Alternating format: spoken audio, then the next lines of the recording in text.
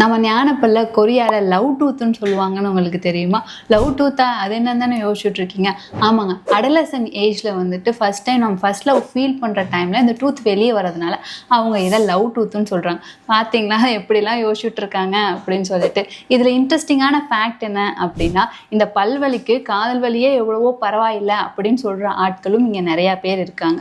இதில் இன்னொன்று என்ன அப்படின்னா, எப்படி நம்ம காதல் வெளியே தெரியாமல் உள்ளேயே இருக்கிற வரைக்கும் எந்த பிரச்சனையும் இல்லையோ, அதே மாதிரி இந்த பற்கள் வெளியே வராமல் உள்ளேயே இருக்கிற வரைக்கும் எந்த பிரச்சனையும் கிடையாது. இது எப்போ வெளியே வர ஸ்டார்ட் ஆகுதோ அப்போ உங்களுக்கு சின்ன சின்ன வலி, கூச்சம், வீக்கம் அந்த மாதிரி உங்களுக்கு பிரச்சனை கொடுக்க ஆரம்பிக்கும். இதில் ரெண்டுக்கும் இருக்கிற மேஜர் டிஃப்ரெண்ட் என்ன அப்படின்னா, இது இவ்வளோ தொந்தரவு கொடுக்குறப்போ நம்ம ஈஸியாக அதை ரிமூவ் பண்ணி போட்டுடலாம். ஆனால் உங்கள் லவ்வில் ப்ராப்ளம் அப்படின்னா அதை ஈஸியாக ரிமூவ் பண்ண முடியுமா? இதை நீங்கள் யோசிச்சு தான் முடிவு பண்ணணும். இந்த மாதிரி லவ் பெயின் உனக்கு தெரியுமா, அப்படி அது எவ்வளோ கஷ்டம் அப்படின்னு சொல்கிற உங்கள் ஃப்ரெண்ட்ஸ்க்கு எல்லாருக்கும் இந்த வீடியோவை ஷேர் பண்ணி பல்வலி எவ்வளோ பெருசு எவ்வளோ கஷ்டம்னு தெரியுமான்னு கேளுங்க.